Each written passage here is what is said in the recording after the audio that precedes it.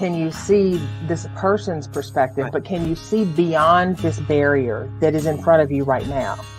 And we do get to that place of gratitude and actually appreciation. Now, it takes us refusing to stay in a victim mindset in order to do that. Happy New Year, Teri Pugh. Happy New Year, Devon O'Day. How are you? Well, I'm getting there.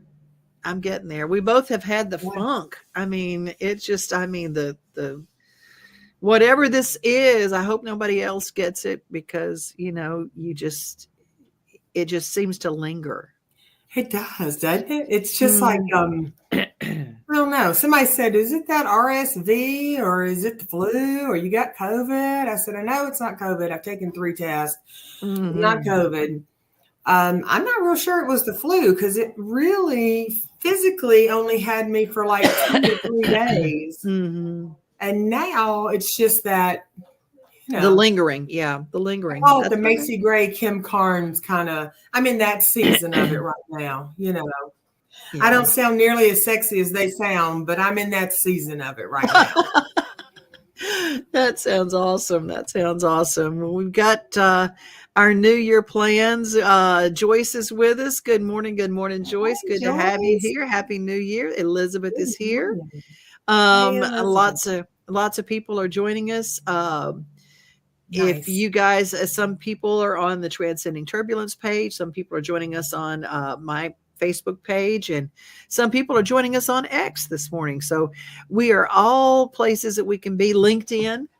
And so wherever you are, let us know where you are and let us know where you're viewing us from. We're going to talk about a new year. And you had some really scrumptious little things that were very anointed and very, very insightful on your page. And so that's what kind of got me started on this. Okay. So what is it today? Where are we going? We're talking about reboot or a complete fresh start. And I want to start out with this. I often hear folks say, this is from Teri. I often hear folks say, I just need closure. We're at the end of a year. There were a lot of endings and a lot of passings, a lot of things that we said goodbye to or said goodbye to us in 23. So from you, it says, I gently challenge them to review their situation, relationship, seeing it for what it is, not what they want it to be. Once they have, I pose the question, do you need closure or do you already have it? And you unpack this in so many ways. The stonewalling and avoidance were closure. Yeah. And anything can be closure if you're looking at it, because oftentimes we fool ourselves, whether it's a job you want to leave, a relationship you want to leave, a relationship that left you, a job that left you, family members or friends or people that you're just you have to ask yourself, how much longer do you put your well-being in the hands of someone or a situation that is maybe not in your best interest, even though you would like it to be because it's comfortable or because it is familiar. And a lot of times we fool ourselves by saying, I just need this from this other person. We've peppered conversations in the past before where people say, I just need that closure from this person. And I challenge people to create their own closure, because if you look at it for what it is and not what you want it to be, you can see with a clearer lens what you're actually dealing with. Doesn't mean it wasn't wonderful or warm and fuzzy or satisfying or fulfilling, whatever it is in the beginning. But what is it now? And what has it been for a while? And stop selling yourself short. Ooh, it's true. I was talking to someone who had gone out with someone and they were developing a friendship, and then my friend had a bad day, and this person, instead of responding like a friend would and walking them through it and just giving them their space, whatever, just completely said, ghosted and left. And my precious friend said, I'm just going to go to their house because nobody's going to do that to me. And I went, all righty then. I said, well, if you want to do that, that's fine, but you're not going to get what you think you are. No. You might get the police called on you. You might have an issue like that, or you might be very hurt by the reaction, which you cannot control. You cannot force someone into giving you what you want. You can't do that. So Elizabeth says, if someone slams a door on me, that's closure enough. Right. Well, and here's the thing is that we get so caught up in the things oftentimes that, that last word, we get so caught up in that last word that you can drag that stuff in decades. I mean, I work with people who will say, it's been 5 years and I'm still not over this. And,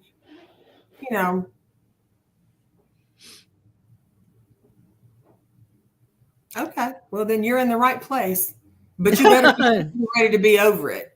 That's right. Because if you're not ready to be over it, you won't be.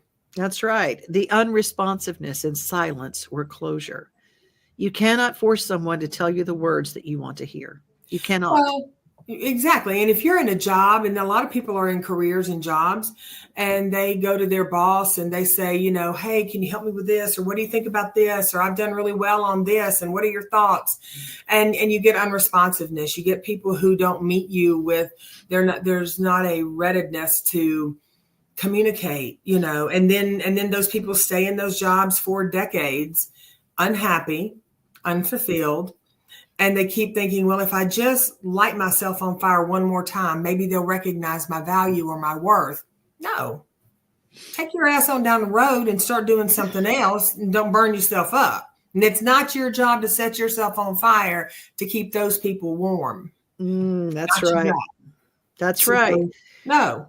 And you cannot go for a fresh start if you're still trying to get some kind of closure. No, when you also have to be responsible enough to get closure and be done with closure. Yeah. You have to be ready to move people on. That'll say, I know people that'll say, well, I need some closure. And then a month later, I need some more closure.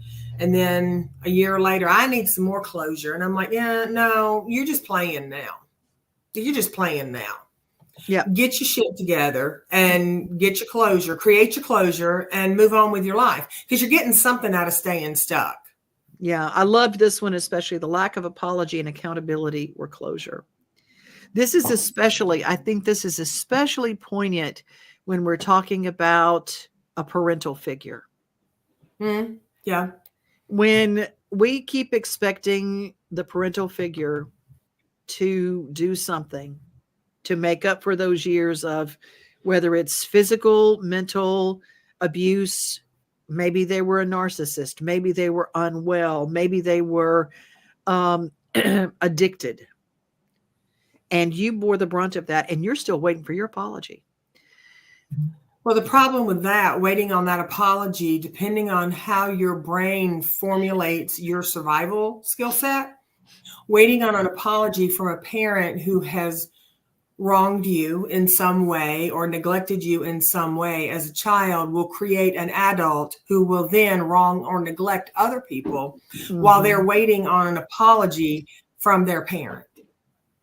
So you perpetuate a really unhealthy cycle. Candy joins us. How are you, Candy? Good to have you with us. Elizabeth says, if I don't want the change someone else has decided I must face, not sure anything can make it okay, except my acceptance. It's true. I mean, we don't always get that thing that we're looking for. I remember I was in a session with Teri, and I'm just going to just tell you right now, I was really just in a I had sown some resentment seeds in my garden. and they had become kudzu around my heart and my brain and my feet. I couldn't move because of the resentment seeds that were holding me in place. And this person had wronged me. And was I justified in my anger, in my resentment, in what? Justified, fine. But it wasn't serving me. Right. And you said, what would you have them do? And I said, I want an apology. I want an apology. By God. And you said, okay, so you're not going to get that. So now what are you going to do? You're going to spend your rest of your life not doing anything, not moving forward, not getting started, how much of your life are you going to devote to this person who will never give you what you want? And boy, did that hit me like a ton of bricks. Did it sting? It for a minute. But here's what I did. I got me some scissors. Right. And I started cutting those ties. And I said, and I started looking at the things I was planting in my garden. I said, you know what? I can't grow anything else because you cannot plant corn and potatoes and stuff that will nourish you in a garden that's filled with kudzu or morning glories, because those things will choke out all the nourishing stuff. And that's what I had done. I had planted that. So if you're in that thing, looking at that, where what can I control? What can I do? First of all, what do you plant in your garden? And second of all, start cutting those ties to the resentment vines that are there. That's your closure. The lack of intimacy and presence were closure. Ooh, that's like, let's talk about that in those love relationships. Well, intimacy can obviously be physical intimacy, sexual stuff, or it can be an emotional intimacy. Yeah, that's really what I mean. Yeah, it can be the lack of feeling safe in your own environment is huge. It's huge. And when you're not present, when someone is not present with you, when they sit and they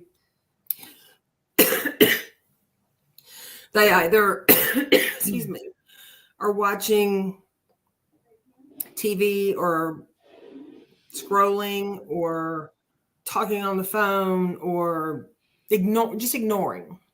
You're locked out.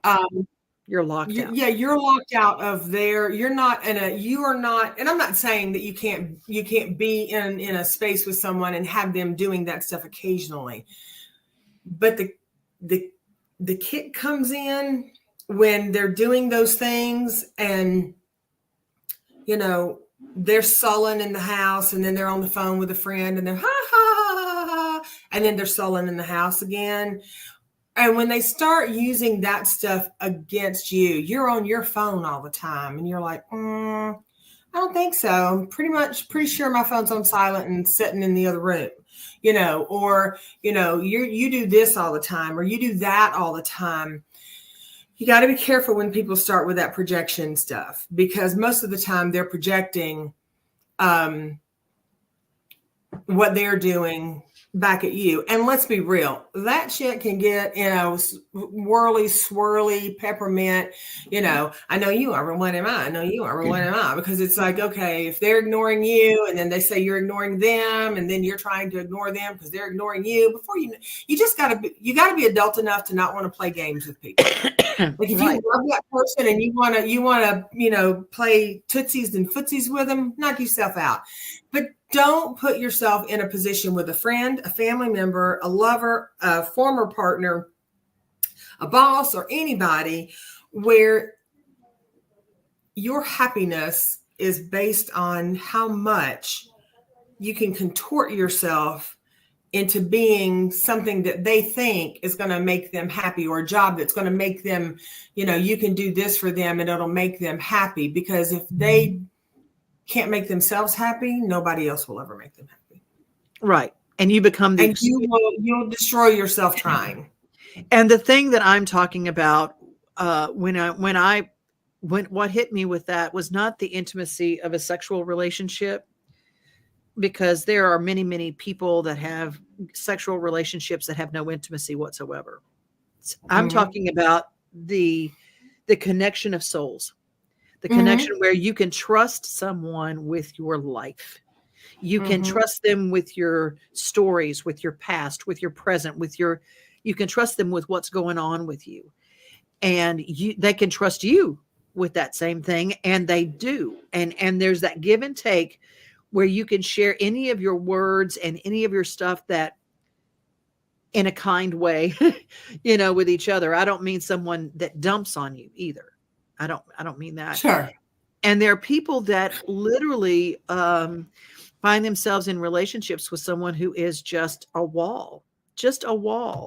And, when you're thinking about that, that is a closure in its own self. If you've been with someone for a long time and you really have not really had a decent conversation in about, 10 years, I mean, literally that happens. I see people all the time that have been in these relationships where they just haven't shared at all.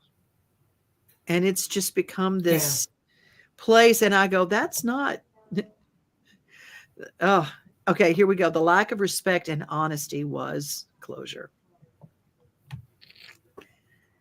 That's it right there. Well, I mean, I think people can be as honest as they can be based on their life experiences. But when you are an individual who you're trying to cultivate integrity in your life, you got to be honest. And a lot of times people have a hard time doing that. And so there can be projection on other people that they're not honest. And it's like, you got to know, bottom line, with any kind of closure that you're getting from someone or getting for yourself, you got to know that you trust yourself. Bottom line, you trust yourself, because it doesn't matter what kind of closure a person is trying to acquire. First off, you got to know why you need it. Secondly, you got to be real. When you get it, is that really what you want? Do you really want the closure? Because I can assure you that when you get the closure, if that's really what you want, then you'll be ready to step out into your life and start living a different life. And at that point, you can't circle back and go, yeah, but just this one other thing. Now, does that mean that the job that you had, or the person that you loved, or the family member that wronged you, does it mean that you won't ever have a little ping and go like, oh, man, I sure do. I miss that person, or, I wish them well. Or does it mean that you're just going to cut them out of your life and never speak to them and pretend like they never existed? No, because that's psychotic. Like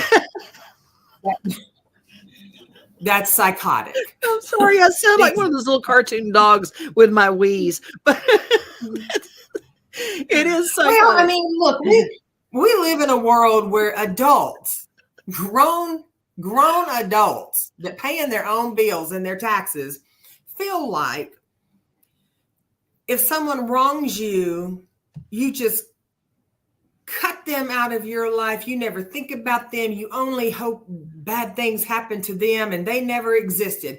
Well, that's just not how life works. Like, yes, if somebody has threatened your life and you've had to get an order or protection order or something like that on them, probably a good thing is you keep your distance.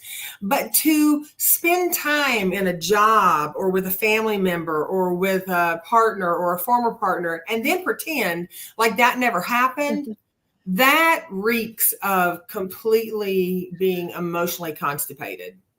Like that reeks of showing just of the level of your childness. That's right. What that is. As Shar says, that's not good mojo. Not at all, because that's a part of your life. So what you're doing is you're taking experiences, growth opportunities. You're taking all of this, you're taking a chunk of your life and you're just going, that doesn't matter anymore. Every experience we have matters. Some are going to set us up to grow wiser, and others are going to ping our hearts, but we're still going to grow wiser. Amen. And the whole idea that we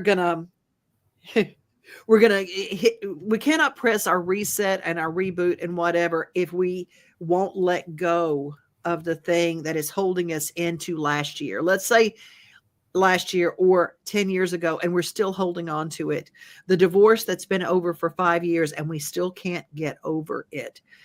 There are things that if we want a fresh start or a reboot, I always say sometimes we don't need a reboot. We need a complete fresh start. I need a new computer. Mm-hmm. Well, sometimes we can't even reboot enough. Well, but here's the thing. If there's something that has happened years ago and a person consciously keeps hanging on to it, tethering themselves to that memory, tethering themselves to that pain, tethering themselves to that, they're getting something out of that. Mm-hmm. It allows them to not live fully. And not living fully might feel scary. So it allows them to be safe. It allows them to not step into, a client sent me that the other day and I thought it was so sweet. And it's very true. I tell people all the time, this work is it going to be always easy? No. Is it going to be worth it? Abso-freaking-lutely, it's worth it. When we start to morph into a different level of ourselves, there's a beautiful awakening that happens. And it's also scary because we've never been there. I just said to a client this morning, we're having a conversation around a particular topic and it was like, well, yeah, but I don't know if that exists. And I said, have you ever had it? And they were like, no. And I mean, I just don't know. And I was like, well, that's why you don't know if it exists. Because if you lived, let's just say you lived in a town that all the people, in like the Truman Show, let's just say you lived in the Truman Show and every day, every person had PBJs for lunch. Every day, every person had PBJs for lunch. The commercials, the TV shows, everybody you saw on TV, every time they were eating lunch, they were eating a peanut butter and jelly sandwich. Well, can you imagine what would happen if all of a sudden somebody just threw down some chicken salad in front of you? That's not how we do it. That's not how it's done. All I know is this. I've never had that other thing, so it can't exist. Yes, it can. Uh-huh. We live in a huge, amazing, beautiful, abundant, spectacular, yummy world. There's more than PBJ. There is. PBJ's your jam. And you love it, knock yourself out. But don't say that's all. Don't say this is the only job you can ever get. Don't say this is the only person you can ever be with. Don't say this is the only car you can ever drive or the only whatever. Don't limit yourself. You shortchange yourself. A world of abundance. Yes. You shortchange yourself. My mom used to really mess me up because I hate change. I mean, I'm just going to tell you right now, I hate it. I don't like change. And she just loved change. She would go in and just for the kicks of it, she would make the chicken salad that I loved and adored and stick apples in it. I'm going, what? I don't want no apples in my chicken salad. It's sweet. I want savory. I don't want it. I want dill pickles. I don't want sweet pickles. I want my chicken salad the way you've always made it. She goes, I always change it up. And I said, no, you don't always change it up. It has been the same way ever since I've been alive. She goes, you hadn't been alive very long. No, I'm going to put apples in it. And I fought it. I fought it. Guess what I liked? Apples in my chicken salad. It was a different thing. It tasted different, but guess what? Now I go to Arby's when the chicken salad's back on the menu and they put apples and stuff in their chicken salad, apples and walnuts in chicken salad. It's like my favorite thing on the planet whenever that comes back to Arby's. And I'm going, all that time I was really shortchanging myself of the way my mom wanted to. She wanted to, let's throw caution to the wind. I'm going to put apples in it. Why? Because she had apples and she didn't have pickles. Right. And a lot of times, depending on your upbringing, for some people, change isn't easy because nothing was ever consistent in childhood. Mm-hmm. Nothing was consistent in childhood. So change as an adult is never easy. I know somebody who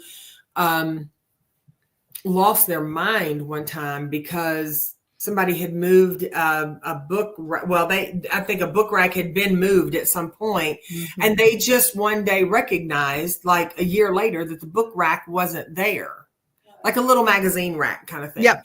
And lost their mind. Like they completely had when I say an emotional break, they had an emotional break. And I mean, it was a sad thing to watch because it was like, wow.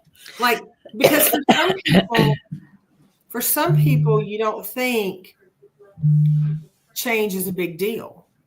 I lived in the same house for 27 years. If you'd have told me then that, I mean, my ex-husband tried and tried and tried. You know, let's move to Kentucky with my family. Are you kidding me? Hell no. Love your family. Not going to Kentucky. You know, because I didn't want change. I didn't want change. No, I know. As Joyce is going with this, you know, I'm with you, Devon. I absolutely hate change.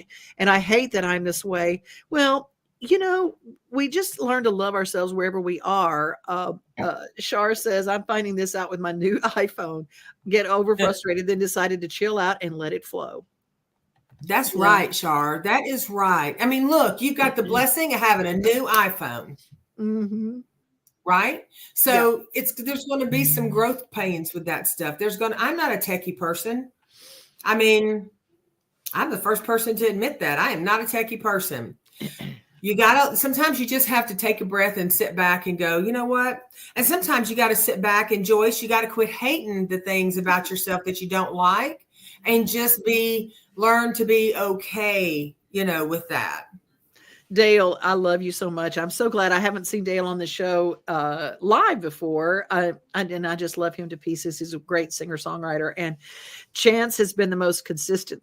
Change, I think is what you mean. Change has been the most consistent thing in my life. The only thing consistent is change. You are right, Dale. And I've had to kind of wrap around it. And Shar says, I know nothing about technology. That happens. That's where we are. But you know what? I've learned that as long as we are learning, we are still alive. As long as we are willing to learn. You know, a lot of times people will say, well, change is not easy. Well, I would challenge people who say change is not easy. I'm not saying it doesn't come with its own challenges. But is it any easier than staying miserable? True. Like, I don't think so. And for some people, change is like, you know, it happens so often that you can learn to really roll with it. It doesn't mean that you're flippant in your life. It just means that when things happen in life, you can learn to pivot and navigate, and it makes you, or it doesn't make you, but it allows you to be a little more receptive to life just unfolding the way that it unfolds. Because the one consistent in life is that it's inconsistent. There is always going to be, if there isn't change, can you imagine? I mean, if there weren't change, we'd all be shitting our diapers right now still. Like, for real. We have to evolve. And that's what we do. Right. And what a blessing evolving is as a human being. And that doesn't always mean, what's that? And as much as I would love to ride horses everywhere, getting to Nashville would be an all-day event, and I'd spend the night there if I was riding a horse there. Right. You know, let's just be real. Things do change and things get better. Things get worse. We can hold on to the things we don't want to let go of, but let go of what does not serve you. As we go into 24, if it is not serving you, make the change to let it go. And you know what, Devon? Here's a possibility for you. It is not impossible for you to ride horses all the time. You could move to Montana and you could live on a ranch and you could ride horses all the time. Or you could move to Hopkinsville, Kentucky and convert to being an Amish and you could ride horses all the time. What would happen is your priorities around everything else that you do now would change. True that. So we can do the things we want to do. It just means that we're going to have to compromise to work up, you know, to work up into that. That's right. Mona just joined it. Yep, change is hard. Preach it, sister. Elizabeth said, change is hard, and change has brought me the most amazing friends and adventures. Right. And see, and I even challenge that. Me, because I'm always going to challenge the word hard. Concrete is hard. Change is challenging. But there are some amazing gifts that come when we don't fight the change. When we don't resist. Now, I'm not talking about, somebody doing you wrong and you got to stand your ground and hunker down and, whatever. I'm not talking about that kind of change. I'm talking about, the change that happens in life for women and men.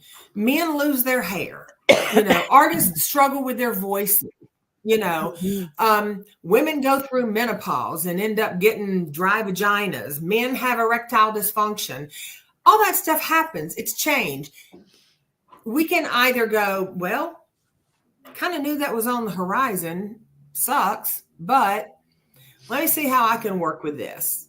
Yeah. Or we can get mad at ourselves. What are you laughing about? You. I had no idea where today was going to go. That last little thing, I'm going, didn't expect that. Well, yeah. And where's I was laughing. It's a new year, Devin. It's a new year. Everybody better buckle up because we're going for it this year. We are going for it this year, and all that stuff works. And I said, all that said and done, but I get a discount at Denny's, and that's exactly what happened. Right. I go, all this other stuff has gone to hell in a handbasket, but I get my discount at Denny's, which makes me happy. And Dale is just I know. Y'all, I was not expecting that.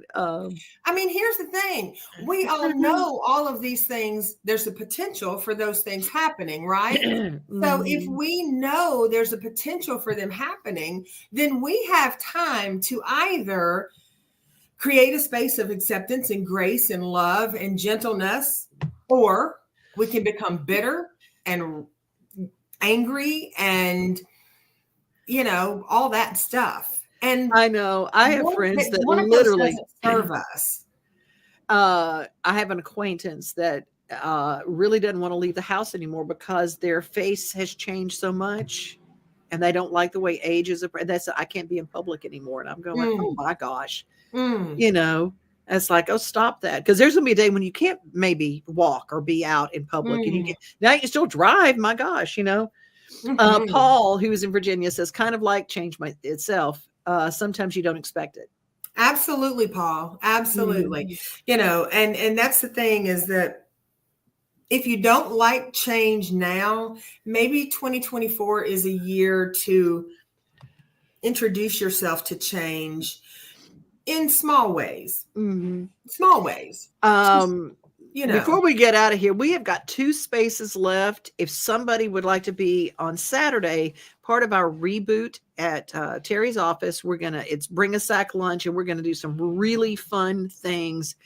But we've only got 2 spaces left. And if you guys have not been, it's from 10 to 5. Excuse me. It's from 10 to 5. And that's a long day, but there is so much packed in this day that it is so worth it. So if you're interested in doing it, let us know. We're going to be reconnecting, reclaiming, rejuvenating, releasing, reframing, and it's all in lightness, right? We're not going to be necessarily diving off into our traumas from the past, and there's individual sessions and all kinds of stuff for that.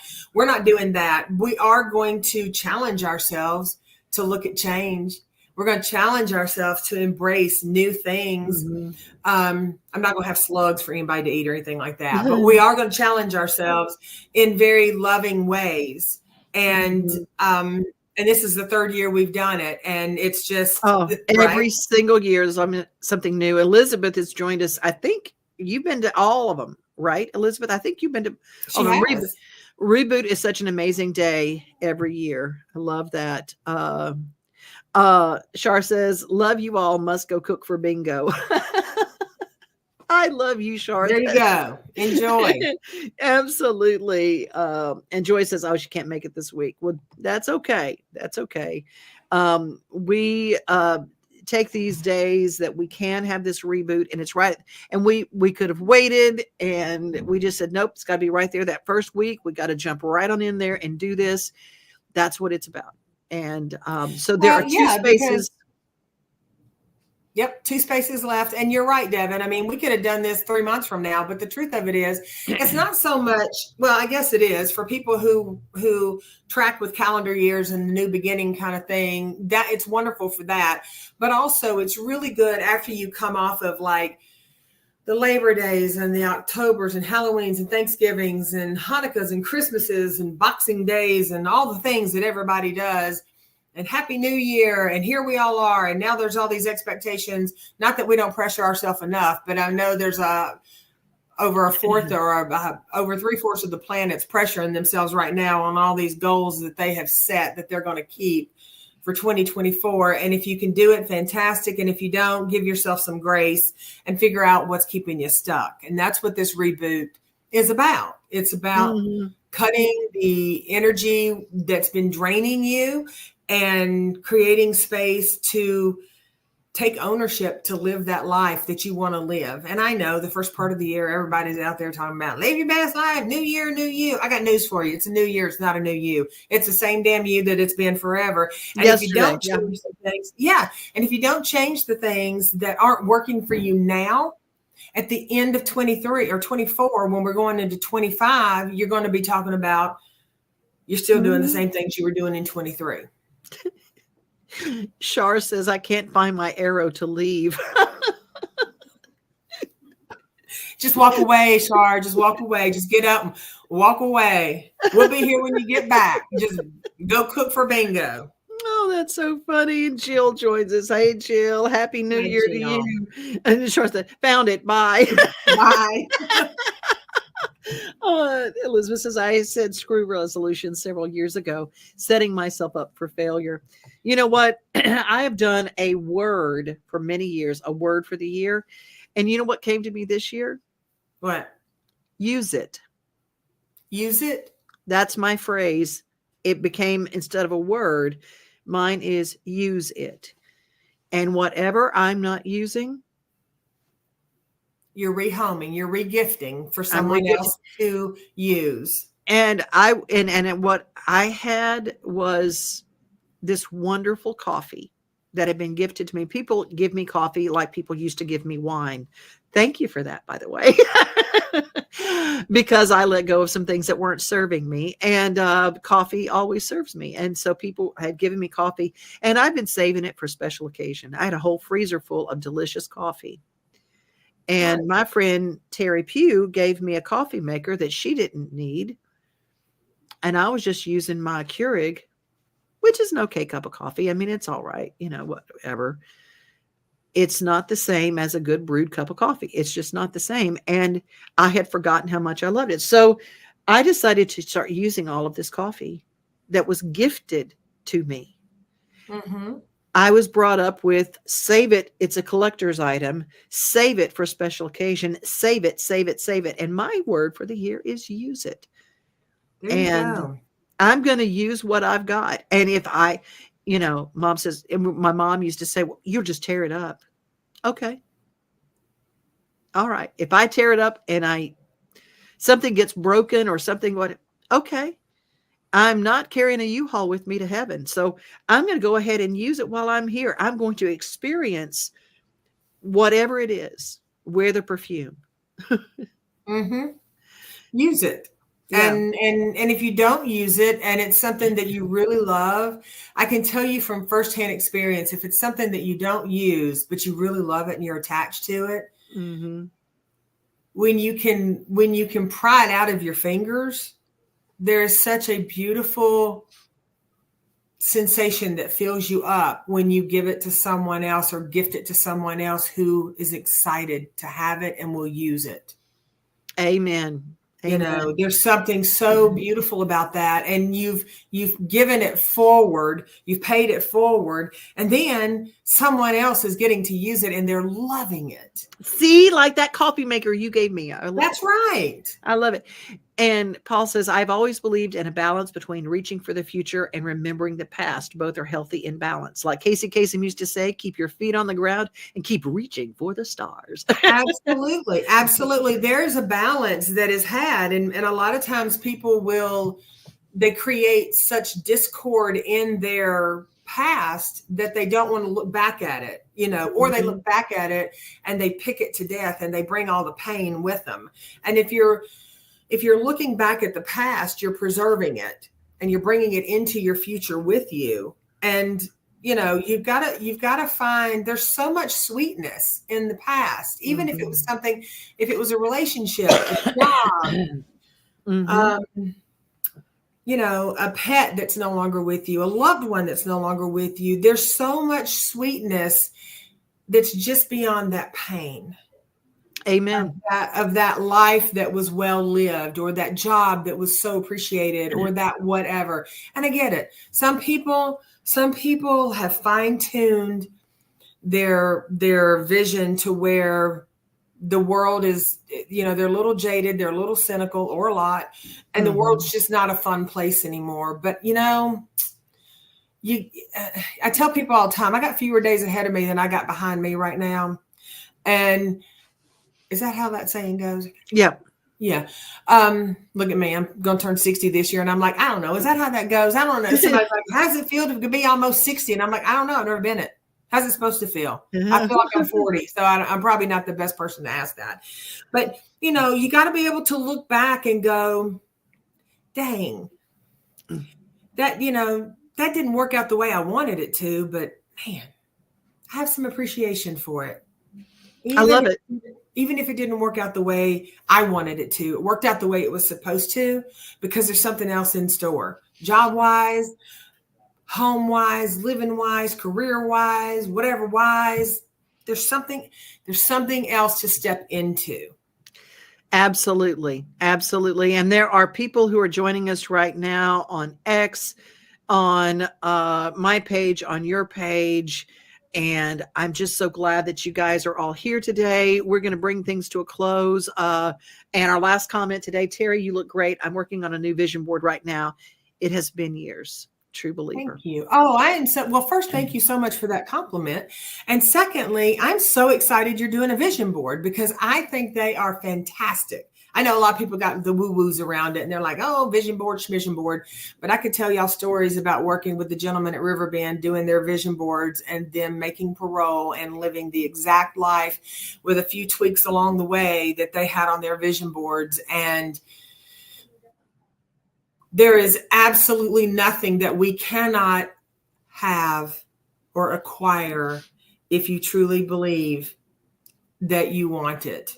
And I mean that, and then I get it, that there are things that happened in life a lot of times that can be pretty catastrophic. Yeah. And I've had people come in before, and when I say that to them, they go, well, I can't be a Victoria's Secret model. And I just look at them and I'm like, well, do you really want to be one? Well, no. Well, then why are you even saying that? What do you want? Like, how about we put the energy on what it is you do want to receive, you're willing to receive. Mm-hmm. And how about we put down that backpack that everybody in our life has stuffed all their neeners, you're not good enough, you're not this, you're not that. Or we've watched people work themselves into a lather over not being enough and they got to do more. And then we think, well, darn, if they're in a lather because they're not doing enough, I suck because I sure ain't doing enough. Let me try to do more. No, this is the year to put it down. Mm-hmm. This is the year to allow yourself to put it down. Well, Jill is a miracle. She ended up in the hospital earlier this year with a heart attack. And I mean, she changed so much about her life and how she's doing life. And she is here. And, we've all had our health challenges this year. And if nothing gets you shaken to your core to leave the bad and move into a new productive future, health issues will. just leave what's not working for you. What is not serving you. Because what's not working for you might think it's bad, but it might be perfect for somebody else. It's just not working for you. Yeah.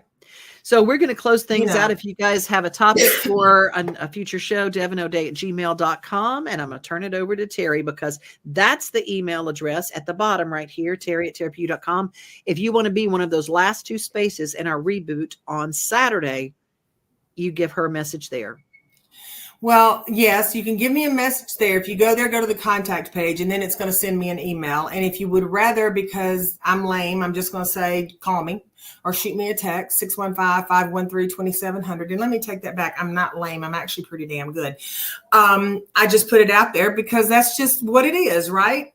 We live in a world where everybody's like, ooh, it's all secrecy. And it's like, no, it's just a phone number. Like we're not solving world hunger or, cracking any big codes with the phone number. You want to join us? There's 2 spaces left. We would absolutely love to have you.